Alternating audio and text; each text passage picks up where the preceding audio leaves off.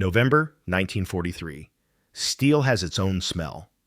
When it's hot, it doesn't just burn, it breathes. The first line of ink bled into the coarse paper of the small notebook tucked in Eleanor Brooks' pocket. She didn't know why she had started writing. Maybe because it was too loud to speak and too lonely not to. The shipyard at night had a sound that pressed against the skin, a heavy, continuous hum like a beast asleep, but restless. The Richmond shipyard stretched along the dark water like a sleeping giant. Floodlights perched on steel towers threw pale circles onto the ground, cutting the night into sharp-edged shadows. Beyond those circles, the bay dissolved into a gray blur of fog.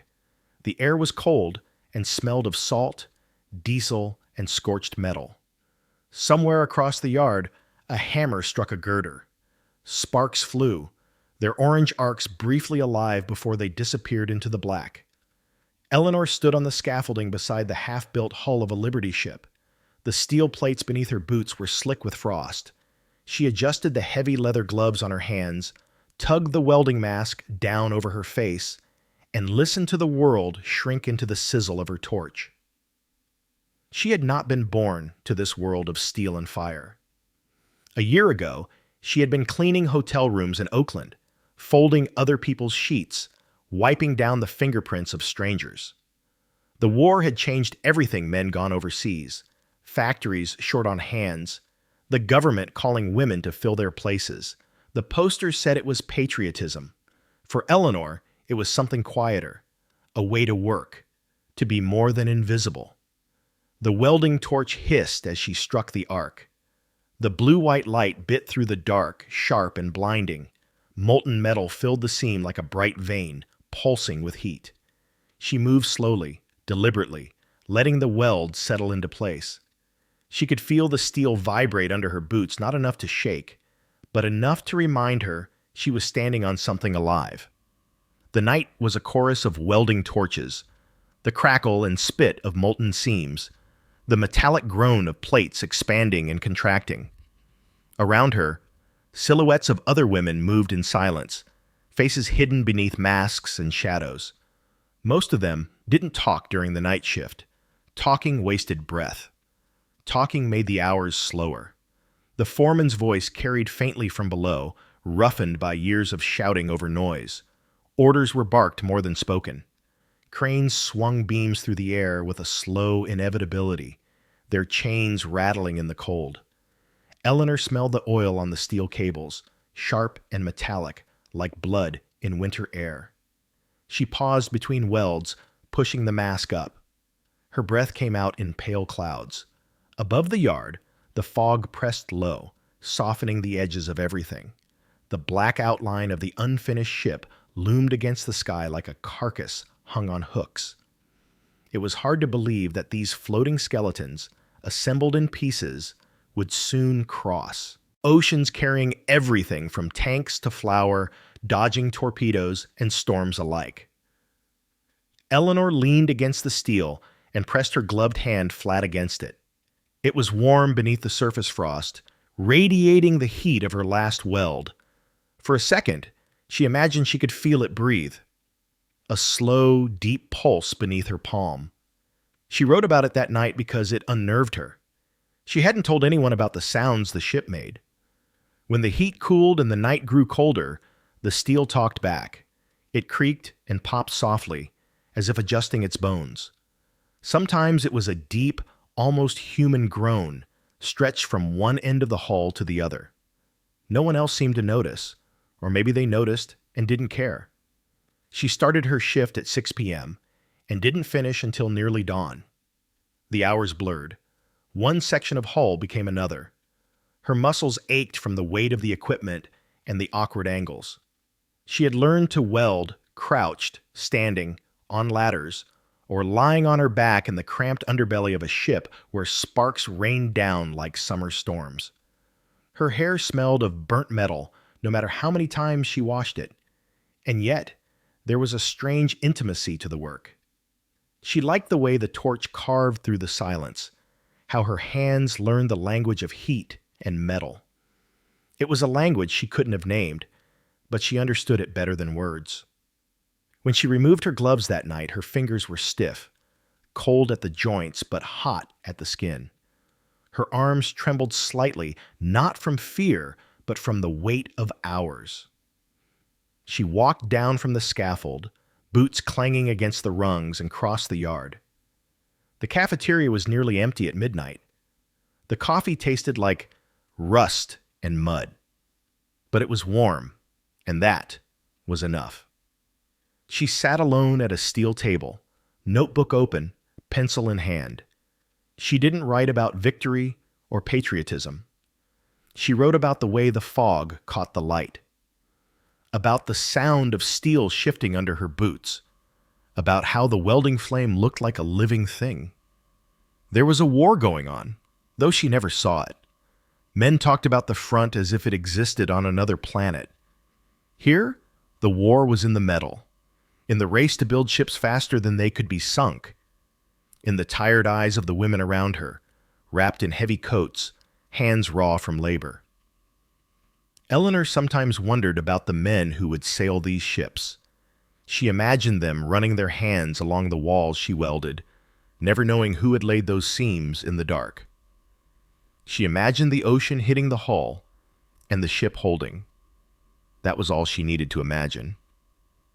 Outside, the yard lights burned through the fog, and the air vibrated with the steady grind of the night shift. She closed her notebook, slipped it into her coat pocket, and stood. Her boots left prints in the thin frost as she walked back toward the hull. Another night, another ship, another seam glowing in the dark. She pulled her mask down again. The torch flared. The steel breathed, and she kept welding. The clock on the tower read 2:43 a.m. She had 4 more hours before the shift ended. By then, the bay would be gray with dawn, and the yard would be damp with mist. She would walk home with tired arms, smoke in her hair, and the ghost of the ship's groans echoing in her head. She would shower, sleep, and wake up to do it all over again. The war, for her, wasn't a headline. It was a rhythm, a heartbeat made of steel and fire. Steel has its own smell. When it's hot, it doesn't just burn, it breathes. She wrote that line again the next night, not because she had forgotten it, but because it still felt true. December 1943, we do not see the enemy, but steel can kill too. The fog that morning was thick enough to feel. It pressed against Eleanor's cheeks like damp hands, soaking through the collar of her jacket and settling on her skin with an icy persistence. The yard was quieter than usual. The foremen hadn't blown their whistles yet, and the cranes stood still, long black silhouettes disappearing into the mist above. Eleanor had arrived early, boots crunching over the frozen ground. The air carried that unmistakable smell: oil, salt, iron, and the faint sting of burned flux left behind from the night shift. She wrapped her fingers around a tin mug of bitter coffee, trying to keep them warm when it happened. It started with a sound, a sharp single crack that sliced through the fog. Not the rhythmic hammering of the yard, not the hiss of a torch, not the shriek of metal grinding. This sound was pure, violent, final. It came from the docks, low and deep like a bone snapping under strain. Every head turned. For a moment, no one moved. Eleanor's breath hung white in the air. She couldn't see through the fog, but she could feel the sound as much as hear it. A tremor passed through the ground beneath her boots. Someone near the cafeteria muttered, "Christ," but the word fell away, swallowed by the silence that followed. Then came the second sound, longer, louder.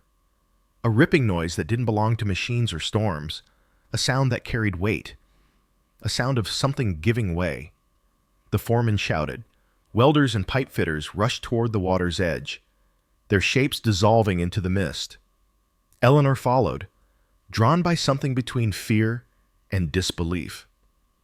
The closer she got to the dock, the colder the air became. The fog was so dense it beaded on her eyelashes. She pushed through the crowd, gathering near Pier 14, where one of the Liberty ships had been tied up, fresh out of the yard only weeks ago. Through the pale gray veil, she saw it. The ship had split in two. Not sunk, not burning, just broken. The bow and stern sagged away from each other like two halves of a bone cleanly snapped. The middle section had fractured straight through, steel ripped open like a page torn in silence. Water lapped at the edges of the torn hull. There was no storm, no enemy fire, just stillness and the sound of metal dying. Men in heavy coats shouted orders, their voices echoing against the fractured steel. A crane swung slowly into position, though there was nothing to save. The ship wasn't going anywhere. Its back was broken. Eleanor stood behind a line of welders, her gloved hand pressed against her mouth. She had welded seams like those, not on this ship, but others just like it. She knew how they were made, how they felt under her hands when they cooled at night. They were supposed to be strong. They were supposed to hold. Someone whispered, "It just cracked, like it was nothing." Someone else said, "Must have been a bad weld." The words were too soft to carry far, but they spread like smoke. Nobody spoke loud enough to be heard by the foreman. No one would. But the sound of that fracture hung in every breath. The fog carried the cold deep into her bones as the workers began to drift back, their faces tight and pale. There was no meeting, no official explanation, just silence, and the hiss of wind through broken steel. That night, the yard returned to work as if nothing had happened. But nothing was the same. The torches flared, the cranes groaned, the hammering resumed. But beneath it all, there was something heavier, a weight that hadn't been there before. The welders moved a little slower. The jokes that usually floated through the night shift were gone. Even the sparks seemed quieter. Eleanor climbed the scaffolding, mask hanging loose around her neck. She could feel the steel under her boots again. But now, every vibration made her throat tighten. She struck the arc, and the blue flame flared, but the hiss sounded different tonight, sharper, almost accusing.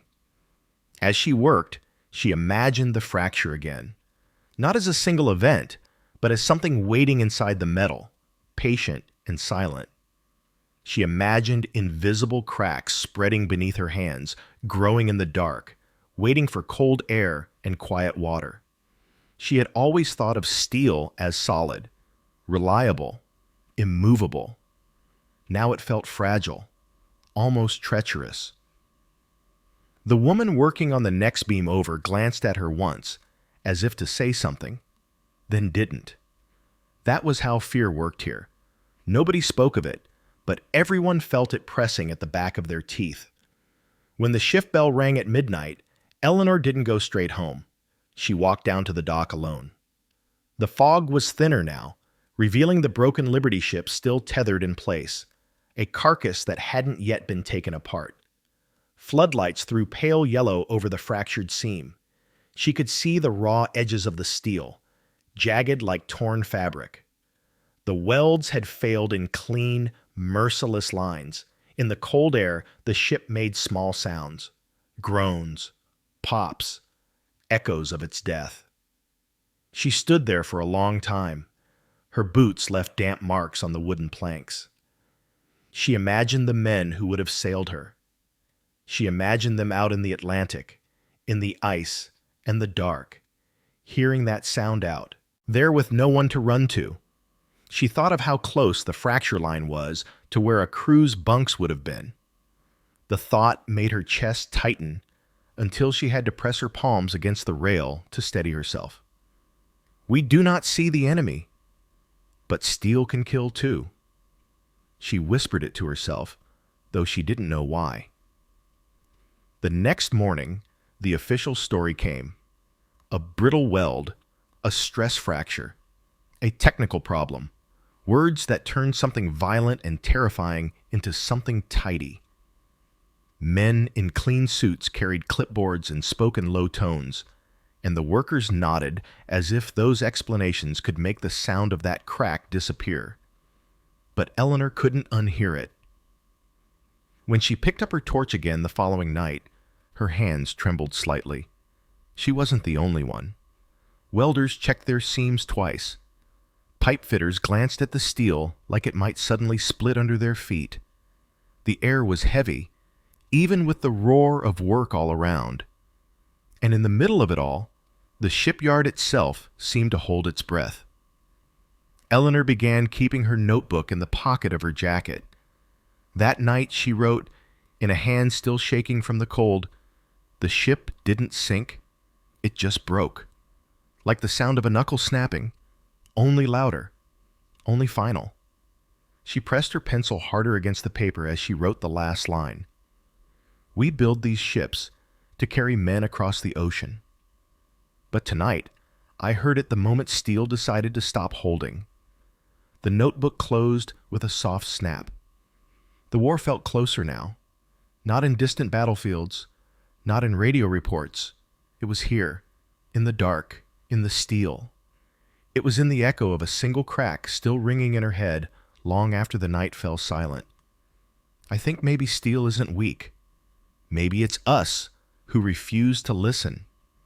The shipyard after midnight was not the same place it was during working hours. When the shift whistle blew and the flood of workers disappeared through the gates, a strange kind of silence took its place. Not the kind that comes from stillness, but the kind that lingers after something has moved too fast. The yard breathed differently then. The fog rolled in low and slow from the bay, wrapping the unfinished ships in soft gray folds. The floodlights stayed on, but their glow seemed dimmer, as if tired. Eleanor stayed behind. She told no one at first. She simply let the others walk away, their voices fading into the night, their boots leaving small echoes on the concrete. When the noise was finally gone, she stood on the scaffolding and listened. That was when she first noticed how loud the steel really was when no one drowned it out. Every weld she had made during her shift was cooling. The seams contracted. The metal talked. It didn't scream, it whispered. Tiny pops, long, low moans that crept through the frame of the ship like the settling bones of a giant. It was unsettling at first, like overhearing a private conversation she wasn't supposed to, but she didn't turn away. She climbed back up to the higher beams, boots leaving wet prints on the frosted metal, and placed her gloved hand flat against the warm seam. The steel pulsed faintly beneath her palm, still giving off the last heat of the day's work. The fog pressed against her back, the night air biting at the exposed strip of skin beneath her collar. It was quiet enough that she could hear the water at the dock licking against the pilings. Eleanor pulled her notebook from her pocket and set it on a crate. It had grown heavier with notes since that day in December when the ship broke. She began writing again, the pencil dragging slightly over the paper in the damp air. The seam at frame 32 popped twice tonight, both from the edge inward. The metal groaned after the weld cooled for 10 minutes. It feels like the steel is shrinking away from itself. She wasn't an engineer. She didn't know the right words for what she was hearing, but she trusted the sounds. She trusted her hands. The second night, she brought scrap plates from the yard's discard pile, pieces left over from trimming the hull. She found a small corner of the fabrication shed, far from the security lights, where she could work without being seen. She set up a single lamp, dragged over a stool, and lit her torch. The first weld she laid was a long, straight line from one edge to the other, just like she'd been trained to do. She stepped back and waited. At first, the seam held its shape. Then the steel began to groan softly, bending inward, like something curling up under the cold. She wrote it down. The next plate, she started in the center and worked outward in both directions. When she turned off the torch, the steel breathed differently.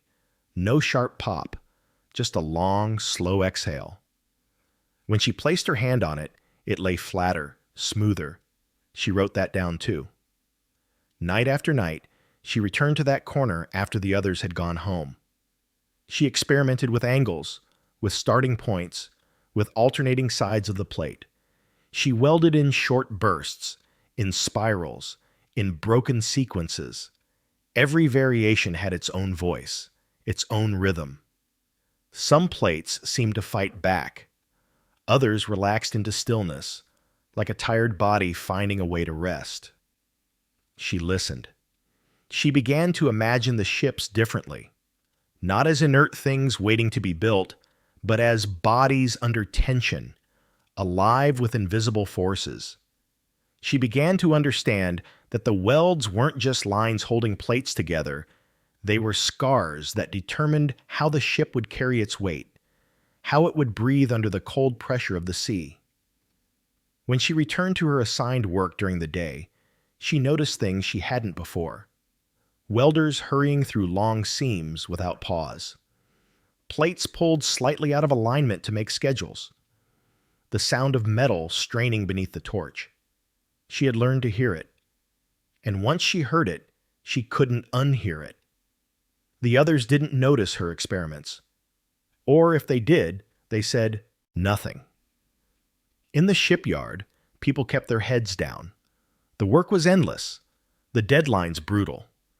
Nobody wanted to be the one asking questions. But she kept listening. One night, the fog was so thick she couldn't see the water from where she stood. It wrapped around the half-finished hull like a shroud. The ship beneath her was silent at first. Then, a low crack moved through it, rolling from stern to bow like thunder under the surface. It wasn't catastrophic, just the steel settling as it cooled, but Eleanor's breath caught. That sound wasn't random. It followed the line of a seam laid that afternoon, a seam welded wrong. She pressed her hand to the beam, felt the faint pulse of tension thrumming beneath it. She whispered into the dark, "I hear you." It felt strange to say it aloud, stranger still, that it felt like the ship answered back in its creaks and groans. Her notebook grew messy with sketches and scribbled times. She wrote down when the pops happened, how loud, where on the plate. She marked which welds sounded tight and which sounded hollow. She didn't understand all of it, but she didn't need to yet. She was learning the steel's language one night at a time. Her handwriting shifted too. In the beginning, her notes were straightforward, almost clinical. By the end of the month, they were confessional, like she was talking to something that might one day talk back. When I weld from the edges, the steel cries. When I weld from the center, it sighs. I think maybe steel isn't weak. Maybe it's us who refuse to listen. The words surprised her as she wrote them. They didn't sound like something a welder would say, but alone in the dark, with only the torch for company, it felt true. She began to time her welds with the rhythm of her breathing. In for heat, out for stillness. The work became quieter in her head. Even the fire seemed to burn softer. One night, just before dawn, she sat on the cold floor of the shed with her back against a plate she had welded an hour earlier. It was still warm against her spine, its heat slowly fading. The fog pressed at the door, and the yard outside was silent except for the occasional gull crying from the bay. She closed her eyes. For the first time since the Liberty ship had cracked, she felt something other than fear. She felt understanding forming, fragile but real. The ships were trying to tell them something. They always had been. When the whistle blew for the morning shift and footsteps began to fill the yard again, she tucked her notebook back into her coat.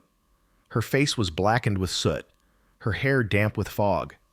Her hands ached, but beneath the exhaustion was a quiet fire that didn't come from the torch. She climbed the scaffolding with the others that day, but she wasn't the same. While they talked about hours and pay and the foreman's temper, she was listening to the hull beneath her boots, listening for the breaths between the noise. Steel wasn't weak. It was alive with what it carried. and she was learning how to hear it. February 1944. He didn't say much, but he stood there while I welded, and he didn't walk away. The nights had grown colder, the fog heavier, pressing against the walls of the Richmond shipyard like a damp, stubborn weight. The bay itself seemed to breathe slower, exhaling a thin layer of mist that clung to every surface. Eleanor had grown used to that stillness. In fact, she had come to rely on it. She arrived later than the day crew, long after most of the welders had trudged out through the main gates, tired and covered in soot. Their boots always left fading prints on the wet concrete, a trail she followed like a ritual. The floodlights still burned overhead, but the yard without its workers felt hollow, its noise a ghost of itself. She walked toward the same small shed she'd claimed in January, a forgotten corner between two storage buildings. It wasn't much a single workbench, a lamp, a stool, but it gave her the one thing she craved most: quiet. Inside, the plates she had set aside the night before waited like silent witnesses. She tied her hair back, slipped on her gloves, and pulled down the welding mask. The torch hissed when she lit it, the flame sharp and white-blue, cutting a clean line through the air. Her hands moved slower now than when she worked on the hull during the day. She'd learned the rhythms of the steel, the moments when it tensed and when it let go. She wasn't just welding anymore. She was listening. She started from the center of the plate, moving outward in even, deliberate strokes. The heat spread beneath her hands, radiating through her gloves, traveling up her arms like a pulse. When the flame finally died, the sound she'd grown to know so well followed a soft exhale, a settling. She was about to make another note when she sensed it, a shift, not in the steel, but behind her. Someone was standing in the doorway. She turned, the torch still warm in her hand, and saw the silhouette of a man framed by the light spilling from outside. He wore the kind of long, heavy wool coat that only inspectors or engineers ever wore, the kind of coat that separated those who built from those who oversaw. His breath fogged the air in front of him, but he didn't speak. "Sir?" she said, unsure whether to hide the plate or stand her ground. He didn't answer. He stepped closer instead, boots echoing softly on the concrete floor. He was older, gray hair cropped close to his head, deep lines carved along his forehead and around his mouth. His posture wasn't rigid like most of the foremen. It was tired, the way a man stands after years of carrying things he can't talk about. He stopped a few feet away and looked at the plate she'd just welded. His gaze was steady, not rushed. He didn't look at her, not yet, but at the metal itself, at the faint shimmer of heat still trapped in its seams. Eleanor felt her pulse pick up. She wasn't supposed to be here, after hours. No one was. She opened her mouth to explain, to say it was just practice, just scrap. Nothing official, but the words tangled in her throat.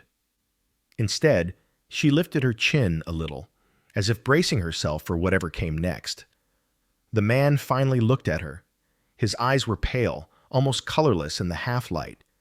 They didn't hold accusation, just a quiet kind of knowing. "You welded this?" His voice was low, roughened by age and cold air. She nodded. "Yes, sir. Just practice. I stay late sometimes."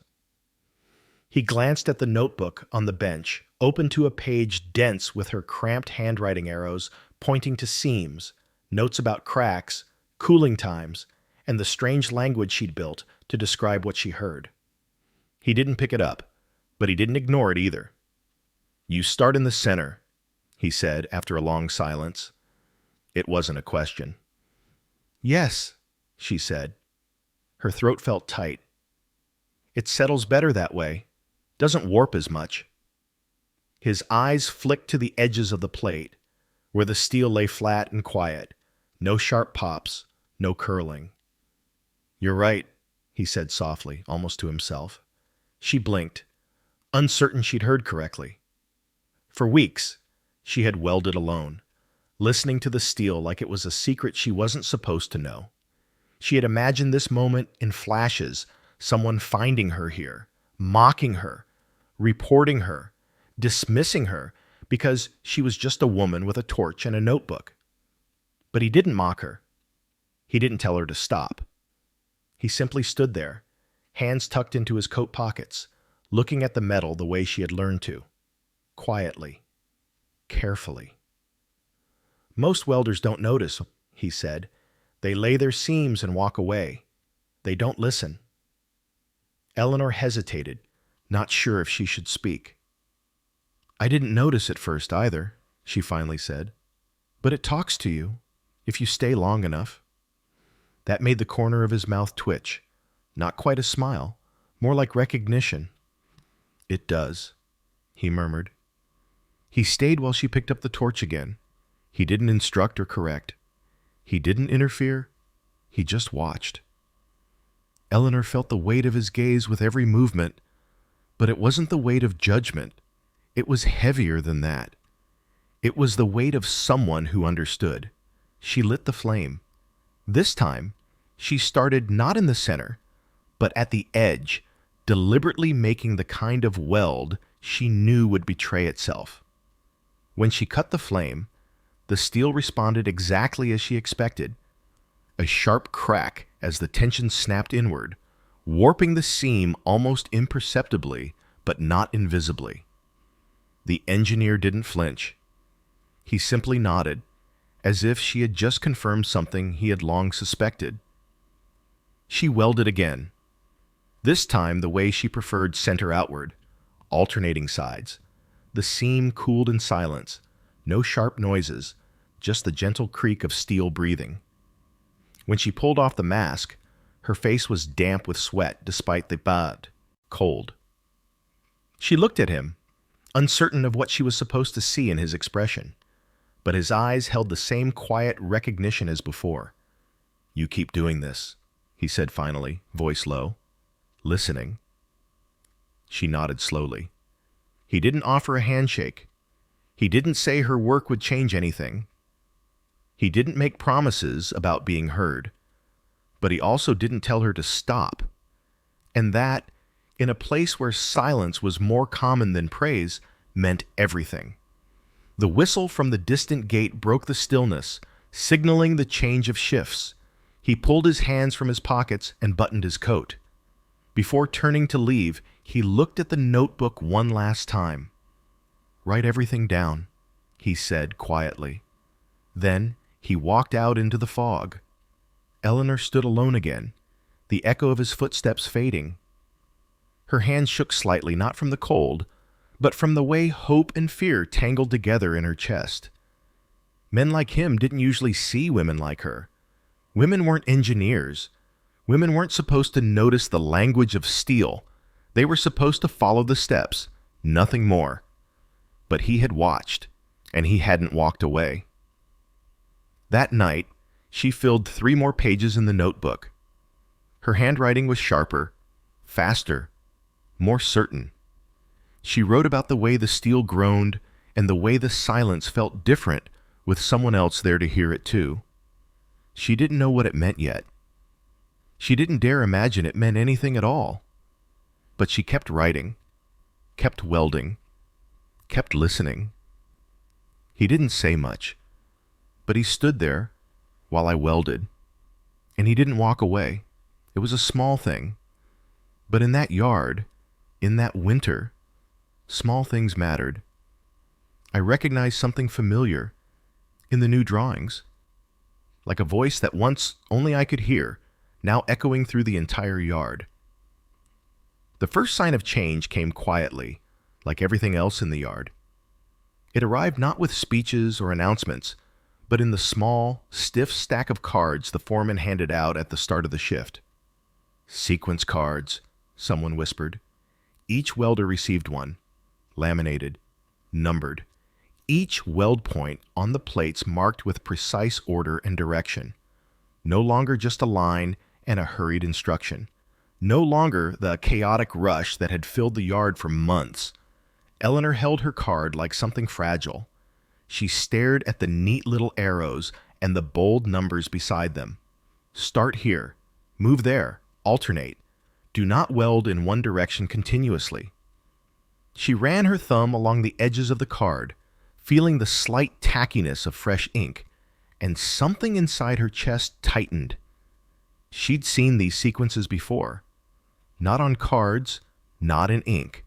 She'd written them in her own crooked handwriting in the pages of a soot-stained notebook when no one was watching. She'd tested them in secret, under the flicker of a single lamp in an empty shed. She'd heard these patterns in the steel before they were ever put on paper. Now they were everywhere. The scaffolding creaked as the night shift climbed up into the ribs of the half-built ship. The fog hung low, the smell of oil and salt clinging to everything. Welders stood in clusters, flipping through their sequence cards with skeptical eyes. They whispered to each other, shoulders hunched against the cold. Some looked annoyed, others confused. "What the hell's this about?" someone muttered. "Slowing us down," another grumbled. "Engineers always find new ways to make it harder." But nobody refused. They were wartime workers. They didn't have that luxury. Orders came down, and the yard moved like a machine, no matter what the parts thought of themselves. Eleanor tucked her card into her breast pocket. She didn't say anything. But when she climbed onto the narrow beam where her torch waited, she felt something different in the air. The new instructions forced the welders to start in the center of the plates, to alternate, to break the welds into controlled sections. It slowed the rhythm of the night, shifting it from frenzied, endless burning to something measured, deliberate. The first seam she welded under the new rules felt familiar, almost intimate. The steel beneath her boots responded the way it had in the quiet months she'd spent listening to it. When she killed the flame, the hull didn't give that sharp, brittle pop she'd come to dread. It exhaled softly, evenly. She felt the warmth radiate through the metal, sinking slowly, like a breath being let out. Around her, welders grumbled about the slower pace. "Too careful," one said. "It's a damn ship, not a clock." But Eleanor could hear the difference in the steel already. She wondered if anyone else could. A week later came the second change, the blueprints.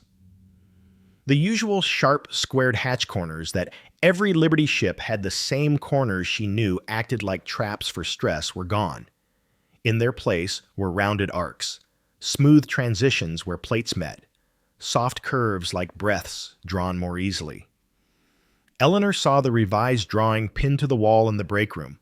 Welders and riveters crowded around it, squinting at the unfamiliar lines. The room smelled of burnt coffee and wet gloves. She lingered at the edge, clutching her tin mug, pretending to be as puzzled as everyone else. But her heart hammered against her ribs. She didn't need anyone to explain it to her. She knew what those curves meant. She'd seen, in her mind, how stress raced like lightning to sharp corners, how cracks started there like seeds. She'd welded plates with curves in secret, traced their breath as they cooled. And now, those curves were on the shipyard's official plans. Someone behind her muttered, "Why the hell are they rounding them off? That's more work." Another answered, "Some engineer's bright idea."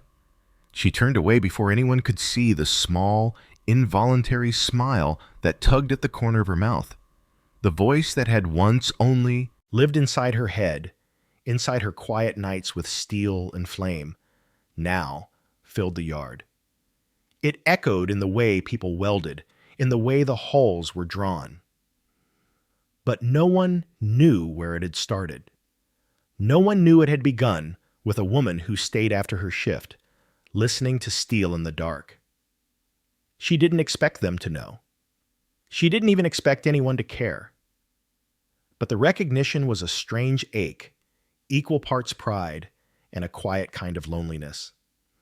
The engineer, the older man who had found her in February, was nowhere near the break room.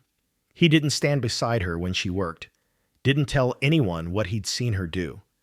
But his shadow was in these changes. She felt it. His silence had not been disinterest. It had been the kind of silence that let things grow unseen. On the scaffolding, the welders adjusted to the new way of doing things, slowly, reluctantly. But something shifted. The hull didn't sound the same anymore. The chorus of sharp, uneven cracks and pops that had filled the yard like a brittle heartbeat had softened. The steel breathed differently now. It stretched, settled, and held itself together with quiet dignity. The welders didn't talk about it. Most probably didn't even notice. But Eleanor did. She felt it through her boots, through her gloves, in her ribs. During lunch breaks, she'd watch the new rounded corners take shape under the torches. She traced them with her eyes, following their soft arcs until they disappeared into the rest of the hull. It felt like recognizing an old song played on a new instrument. She still carried her notebook, but she wrote less. Not because she had stopped listening, but because what she had once kept secret was no longer just hers. The yard was filled with echoes of what she'd discovered in silence. She still stayed late some nights, not to experiment anymore, but to walk through the empty yard and listen. The ships no longer whispered in distress. They sighed. But the recognition that should have felt triumphant carried a quiet sting. Her name wasn't anywhere in the official memos. No one had ever asked her about the late nights or the notebooks. Her face wasn't mentioned in meetings. To the world, these changes belonged to the engineers, to the men with titles. She understood that. She'd grown up in a world where women's hands built what men's names claimed, but knowing didn't dull the feeling entirely. There were moments when she stood at the top of the scaffolding with the fog curling around her boots, when she imagined her voice braided invisibly into the hulls beneath her feet. No one needed to speak it aloud. She could feel it there. Near the end of the month, a new ship rolled off the ways. It wasn't finished far from it, but it bore the new curves, the new welds, the new rules. Eleanor stood on the dock that night, the wind pushing the fog against her face, and watched the floodlights spread long shadows over its skeleton. It looked different, already. Stronger. Calmer. She thought of that first night months ago when the steel groaned beneath her hands, when it was only her and the sound of metal cracking in the dark. She thought of how loud that silence had been then, and how now the entire shipyard was humming in a tune that had once been hers alone. I recognized something familiar in the new drawings, like a voice that once only I could hear, now echoing through the entire yard. She whispered the words to herself as the fog swallowed them, and then she went back to work. The torch flared to life, the steel answered, and the shipyard kept breathing. May 1944. The ship was silent when it touched the water, silent like a thank you that would never be spoken. It was early in the morning when the first Victory ship was set to launch. Not dawn yet, but the shipyard had the tense energy of a waking animal. The floodlights cast pale halos through the thinning fog, and a pale gold ribbon of light had begun to stretch across the bay. The hull of the ship towered above the yard, its flanks gleaming faintly with dew. Eleanor stood near the far edge of the yard, away from the men in crisp coats, and the welders crowded closer to the slipway. She had no official reason to be there. She hadn't been invited. No one would ask why she came, or notice if she wasn't. But she came anyway, hands deep in the pockets of her worn jacket, the tips of her fingers cold and damp. The Victory ship stood like a giant exhale of everything the yard had endured that winter. The lines of its hull curved differently from the Liberty ship's softer, rounded at the hatches, its seams measured and deliberate. Even from this distance, she could trace the gentle arcs she had once drawn in pencil on the pages of her notebook. Men from the Maritime Commission clustered near the gangway, their voices low and formal. Someone held a clipboard. Someone else held a bottle wrapped in ribbon for the christening. Reporters were there too, though few paper was rationed, and the war's headlines came from the front, not the docks. But the shipyard management was proud. This launch wasn't just another ship. It was proof that what had broken in winter had been rebuilt in spring. A small gust of wind lifted Eleanor's hair. It smelled of salt, oil, and the faint tang of welding flux. For a moment, she closed her eyes. She remembered the Liberty ship that had split in the fog, the sharp sound of steel snapping like bone.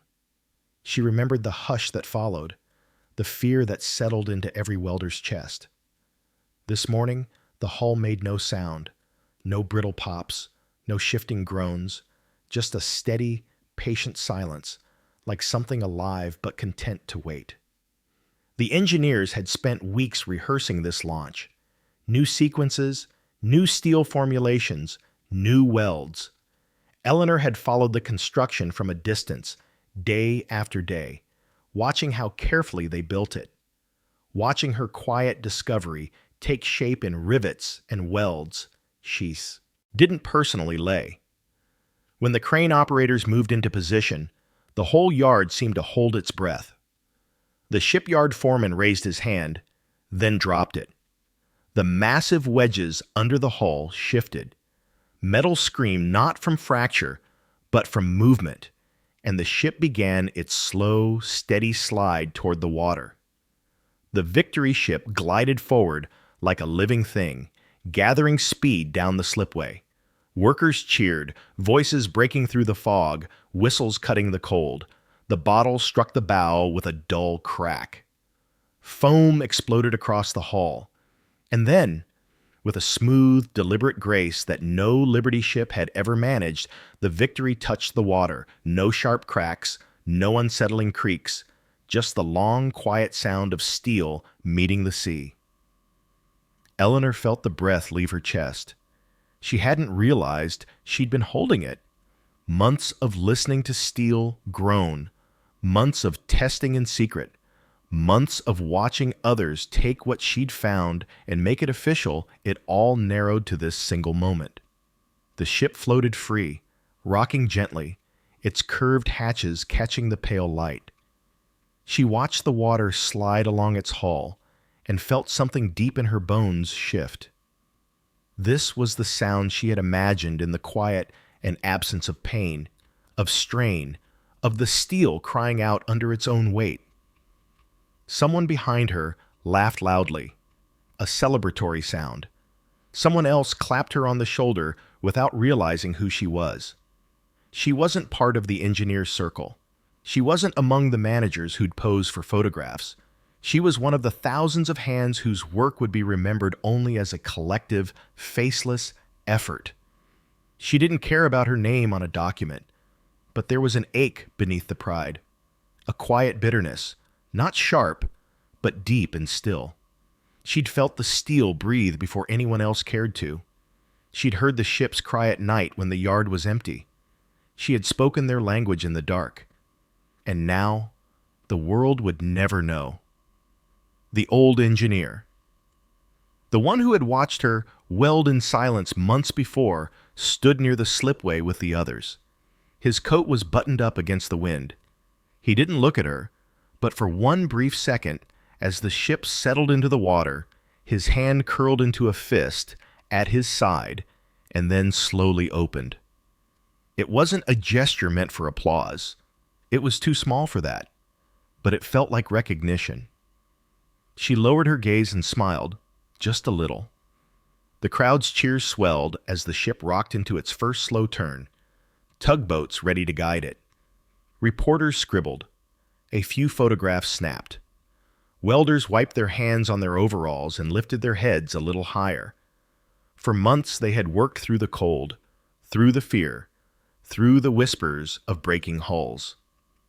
This was their answer. Eleanor turned away before the speeches started. She didn't want to hear the names that would be listed, the men who'd stand on platforms and call this ship a miracle of production, of engineering brilliance. She had no seat among them. She walked down toward the docks instead, to the very edge where the wet wood smelled of salt and old rope. She crouched, fingers brushing the surface of the water as the ship drifted further out. It moved like something sure of itself. Its silence wasn't empty. It was steady. She remembered the first night she had pressed her hand to cooling steel.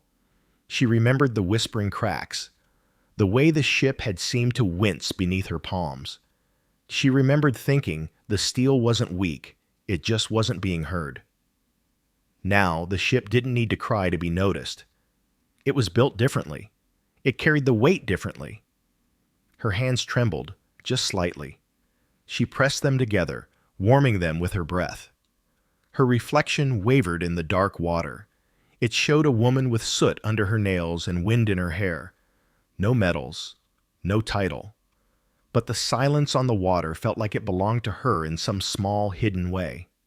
She stayed until the ship disappeared into the fog, just a long, black silhouette fading into gray. The yard slowly began to empty again, footsteps fading, laughter thinning. The water lapped against the pier like quiet applause.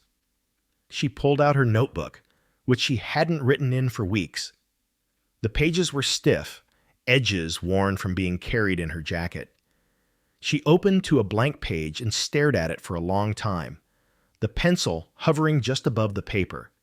Then she wrote, "The ship was silent when it touched the water, silent like a thank you that would never be spoken." She closed the notebook and slid it back into her pocket. The tide rolled in softly. The wind caught the loose strands of her hair, and the fog swallowed the last echo of the launch.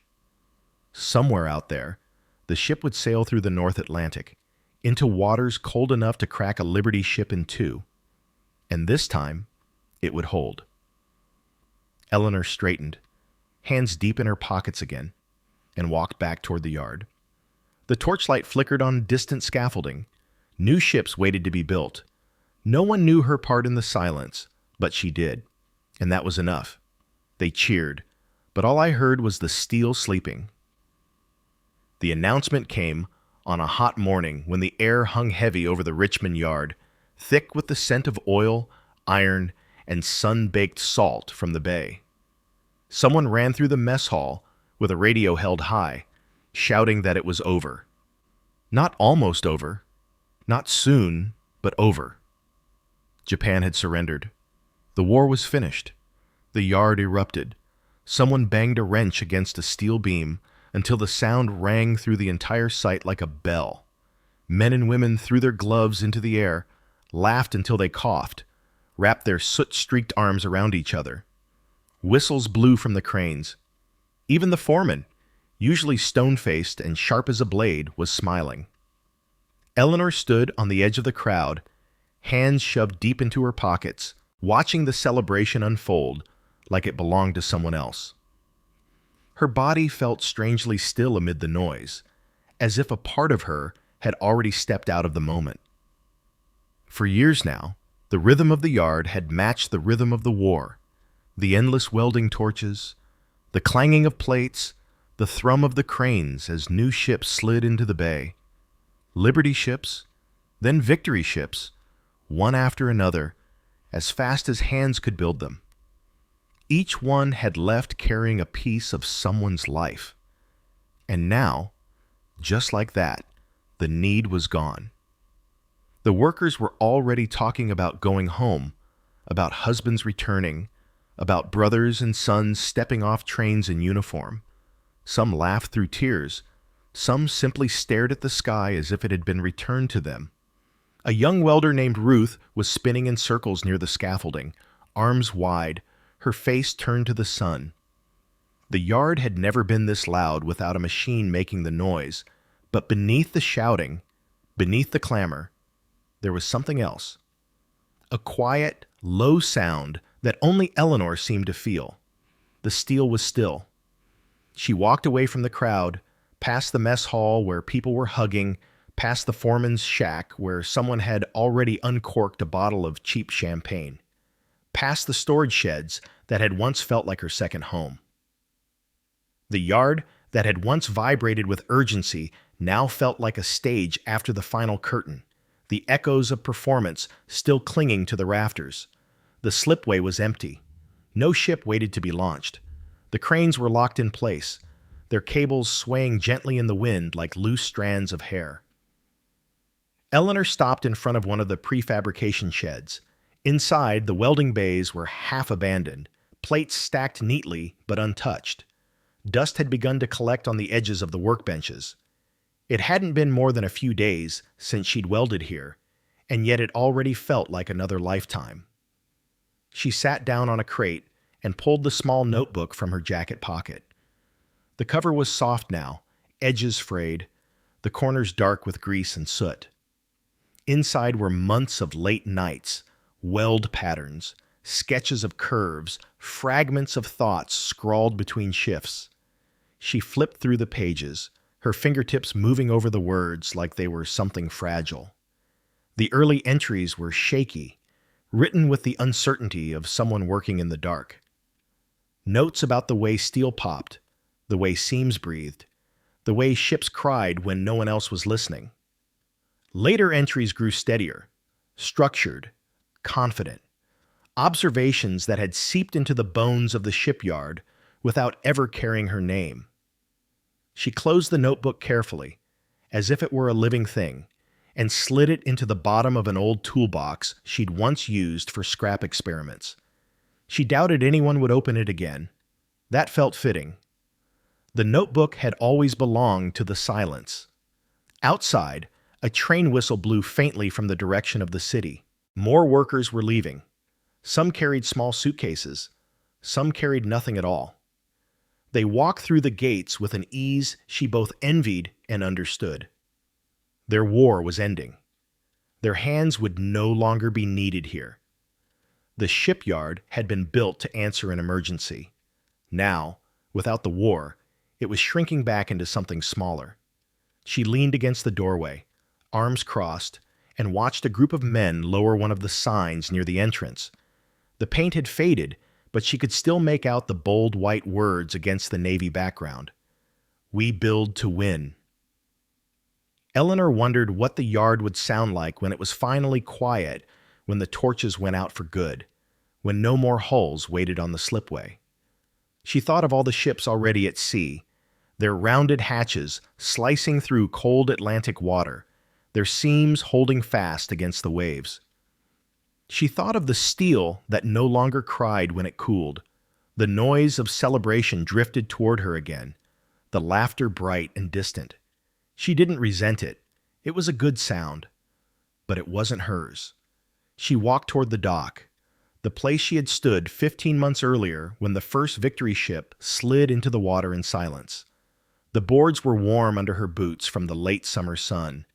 The bay shimmered, its surface broken by only a few gulls and the faint ripples of distant ships. She leaned on the railing, her hands gripping the splintered wood. For years, this place had felt alive with motion launches, workers shouting, the churn of engines, the water groaning as hulls met it. Now the bay felt too calm, like it was holding its breath after a long storm. Behind her, she heard footsteps. It was Ruth, still flushed with celebration. "Eleanor!" she called. Her voice was bright, like a bell. "They're talking about shutting the yard down. Can you believe it? I'm going home. My brother's coming back from the Pacific." Eleanor turned and managed a small smile. "That's good news, Ruth." Ruth came to stand beside her, still catching her breath. "Aren't you excited? It's over." Eleanor looked out at the water again. She wanted to say yes. She wanted to tell her she was thrilled. But what rose in her throat wasn't joy, not the way the others felt it. It was something heavier, quieter. "Yeah," she said softly. "It's over." Ruth didn't notice the weight in her voice. She hugged her once, quick and warm, and then bounded back toward the laughter and the music someone had started near the break room. Eleanor stayed. The yard would empty soon. The torches would be stored. The cranes would rust a little. Ships would keep sailing, but the hands that had built them would scatter back to homes and cities and quiet lives. She wasn't sure where she would go yet. The yard had become more than work for her. It had been a place where she heard something no one else did, a place where steel and silence spoke back to her. She rested her forehead against her folded arms on the railing, letting the breeze off the water lift the hair at her temples. The bay was utterly still. Even the gulls had gone quiet. The sound of steel breathing was gone now too. Not because it had died, but because the ships had already taken their breath with them, out beyond the horizon. She whispered to herself, almost like a prayer, "They cheer, but all I hear is the steel sleeping." Her hands ached the way they did after long nights of welding, phantom pains from a rhythm that no longer had a place to land. She stood there until the sun slid low, turning the water gold and the fog at the edge of the bay a thin silver line. When she finally walked away from the dock, she didn't look back. The sound of the yard followed her anyway, the echoes of flame, the groans of steel, the low exhale of ships that no longer cried when they met the water. The war was over, but the silence it left behind was hers to keep. Many years later, they remember the names of generals. I remember the sound of steel. The wind that swept across the bay carried a different scent now. The shipyard had long since been dismantled. Where the towering cranes and scaffolds once stood, there were office buildings, parking lots, a museum sign half faded by decades of sun and fog. The slipway was gone, but Eleanor could still trace where it had been. The way some people can trace the shape of an old scar with their fingertips. She was an old woman now. Her hands, once steady and strong enough to hold a welding torch for hours, trembled when she zipped up her coat against the evening chill. But she still walked to the water's edge almost every week, following the same invisible path she had walked all those nights long ago. She lowered herself slowly onto the worn wooden bench facing the bay. The air was cold but clear, the water smooth except for the faint ripples from a passing tugboat. The horizon glowed pale orange where the sun was slipping down behind the hills. The victory ships were long gone. Most had sailed to distant seas, fought their invisible battles against weather and time, and ended their lives as scrap metal somewhere she'd never see. But some were still out there. A few had been repurposed, their steel folded into new shapes, their ribs reforged into bridges and cargo hulls. She'd read about them in the papers. She liked to imagine that somewhere, far away, a freighter or a bridge still carried a piece of her weld, a curve, or a seam she had once touched with the tip of a torch. The world remembered other names: presidents, generals, admirals, ship designers, but not welders, not the hands that had worked in the fog. She closed her eyes and let the sounds of the present fade, the distant hum of cars, the chatter of tourists near the museum. Beneath it, she could still hear what no one else did, the quiet, steady breath of steel in the night. The memory was sharp and gentle at the same time. She was 24, again, stepping into the yard after midnight, the cold fog wrapping itself around her shoulders like a second skin. The welding flame hissed to life, a sound that once seemed so ordinary, and yet had become her anchor. She could still feel the heat of it on her face, the way it cut through the dark, the way the steel answered back in creaks and sighs. Her notebook, her hands, the small shed where she'd stayed long after everyone else went home. The quiet discovery no one asked her about, but which had slipped into the bones of every ship they built. She remembered the first victory launch, the way the ship slid into the water without a single scream from the hull. It had been a moment so silent, so perfect, she still felt it in her chest like an old, steady heartbeat. A couple passed behind her, laughing. She opened her eyes. The bay stretched wide and open, the same as it had been, though everything else had changed. She pulled from her coat a small, battered notebook, Not the original, the first had been left behind, buried in a toolbox decades ago, but a new one she had started years later. The cover was cracked, its pages yellowed, but it felt right in her hands. She flipped to the last page she had written on. Her handwriting was unsteady now, her lines crooked and faint, but the words still came. She began to write slowly, carefully. The steel isn't here anymore, not the way it was, but its voice remains. It's in the bridges I drive over, in the ships I glimpse at distant ports, in the way the wind moves across metal at night. No one hears it now, but I do. I always will. She paused, letting the ink dry. In the museum behind her, there was a small plaque with the names of the men who had designed the victory ships. She had read it once, years ago. She remembered the way her heart had twisted, not with envy, not exactly, but with the strange ache of invisibility. There had been no mention of welders, no mention of women who had stood in the fog, learning the steel's language, while the rest of the world only heard the war. But that had never been why she stayed. She hadn't welded to be remembered. She'd welded because the steel spoke back. She leaned against the bench and let the wind brush against her face. A gull cried overhead. Somewhere a cargo ship's horn sounded low and distant, its vibrations sinking into the water. It wasn't the same sound the Liberty ships had made, but it carried the same weight, the same pulse. She smiled, small and quiet. When the war ended, the world moved on fast.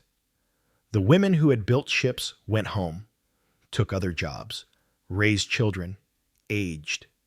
The work itself was buried beneath headlines about victory parades and generals waving from cars. But she had carried the yard with her in the quiet spaces of her life, in the way she noticed the tremor of a bridge beneath her feet, in the way she paused near harbors just to listen. She'd once been afraid of the silence the war's end would leave behind, but over the years, she had learned that silence was never empty. It was layered. It held everything that came before. She traced her fingers along the spine of the notebook. Her hands were thinner now, the veins rising like river maps beneath her skin. But when she closed her eyes, she could still feel the weight of a welding torch, still smell the sharp tang of molten steel, still hear the breath of a hull settling in the night. She whispered to the bay, to no one in particular, "They remember the names of generals. I remember the sound of steel." The sun finally disappeared, and the water turned silver. A freighter far off in the distance slid across the horizon. She followed it with her eyes, imagining for just a heartbeat that it carried a seam she had welded. A piece of her hidden in plain sight, carried quietly into the world. When she rose from the bench, the wind caught the edge of her coat and tugged at it like an old friend. She walked slowly, carefully, toward the exit, past the museum sign that bore other people's names. Her steps made no sound on the pavement, but in her ears, she still heard the shipyard. She still heard the torches hiss, the slow groan of steel, the silence of the victory ship sliding into water. Eleanor had spent her life listening to something the world had forgotten how to hear. And in the quiet that followed wars, after the shouting had faded, the steel had kept speaking just softer. At her kitchen table that night, she opened the notebook again to write one last entry. Her handwriting was uneven, a shaky trail across the page. I listened once, and the steel answered. That was enough. She closed the notebook, rested her palm on its cover for a long moment, and smiled, not the kind of smile made for anyone else, but one made of memory, of warmth that belongs only to those who have loved something deeply and quietly. Outside, a ship's horn sounded again in the dark. She leaned back in her chair and listened. It wasn't the past. It wasn't the war. It was the echo of something that had never truly gone away. They remember the names of generals. I remember the sound of steel.